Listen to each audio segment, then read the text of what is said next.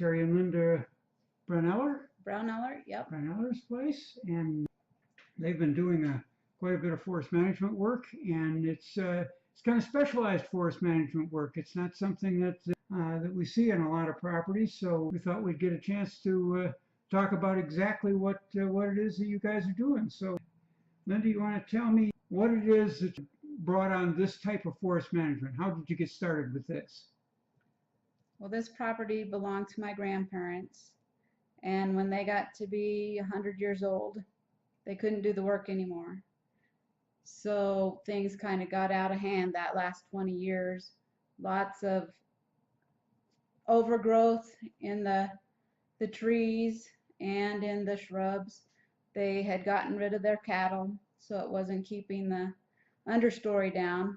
My goal was to add that diversity, have some young trees, open some spaces for some fire, and to keep our agricultural background in mind for the recreational use, for the horses, for the wildlife, that sort of thing. Sounds like you brought Bruce Benninghoff in.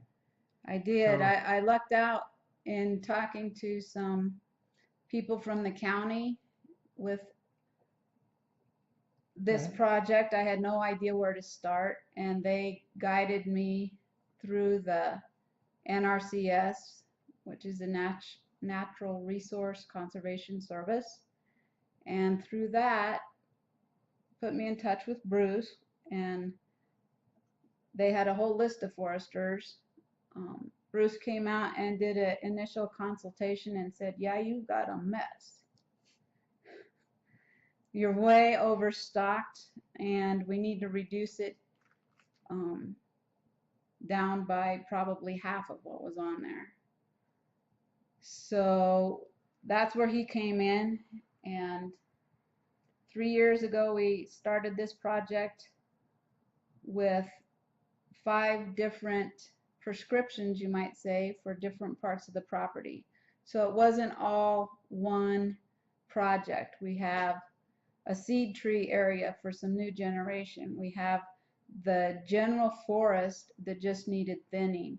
We have an area that has some younger middle-aged firs, and we have the zone around the house. Missing area. what I found really interesting in this is that you based your management ideas here on a fairly recent technical report that just came out. You want to tell us exactly a little bit about that technical report and how that's worked into what you asked Linda and Terry to do here? It's General Technical Report 310, Restoring the Composition and Structure of Frequent Fire Southwestern Forests. It was a research project done by the U.S. Forest Service at a landscape scale, and it looked at why are we having the mega fires and intense fires that we're having these days versus the fires that used to occur in the ponderosa forest pre-white settlement conditions. And what they found is that the absence of fire over the past 100 years has allowed the undergrowth to create ladder fuel, and that means that when we do have a fire that escapes the initial attack, it has ample opportunity to get from the surface into the crowns, and because the crowns are now continuous across the landscape, the fire runs all across the landscape. Prior to the white man's excluding fire from the forest, we had patches of trees, groups of trees, various sizes, with openings in between, which limited the extent of the run of crown fires. So the key was that research applies to landscape scale. Here we're trying to bring that concept down to a much smaller property. What is an appropriate way to bring the concepts down to this smaller scale? And we did that with smaller openings, but which we hope will still be effective at limiting the run of crown fires and keeping the fire on the surface instead of in the crowns. And it sounds like, correct me if I'm wrong, that you and your family did most of, or all of the work to accomplish this. Is that correct? We had a big goal. We did 17 acres in 3 years. And it was my husband, myself, and my daughter mostly. And we have a little John Deere tractor with a skidding winch that made it possible. So on most days we worked, we had at least 2 saws running, sometimes 3, and somebody getting on and off the tractor hauling the logs out. And part of our goal was to get this done so that we could see in our lifetime the improvement of the forest. Because it's going to take 10 years, but it's going to be so cool. It's going to be great that we'll get to see what we've done. The orientation of the slopes and the land and the soil types dictate that we should have great ponderosa forest. Over the past 50, 100 years, it's switched. So the Douglas fir have taken over where there should be ponderosa pine.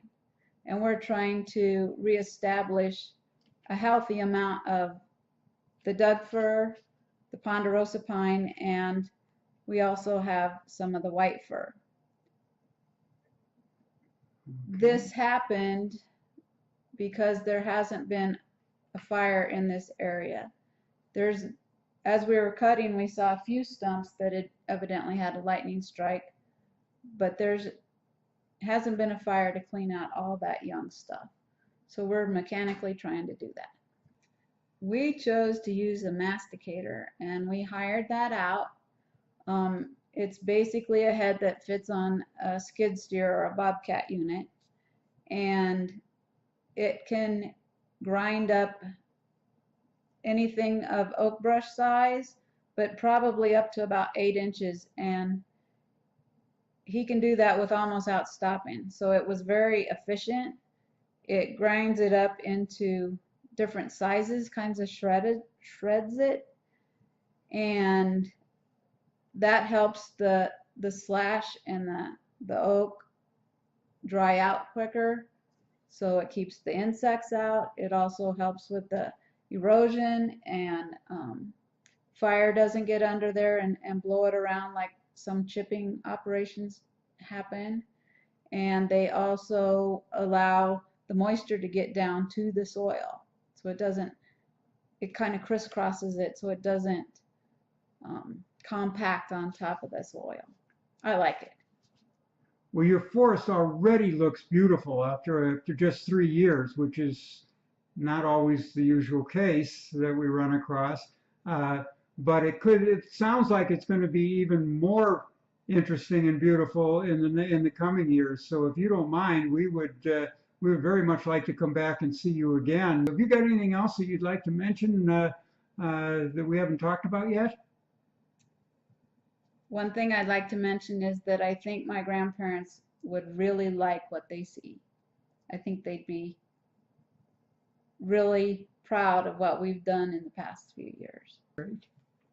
At least I'd like to think so, that they'd be I'm pretty sure excited. they would. I'm sure they would. I mean, how could anybody not love what you've done out there?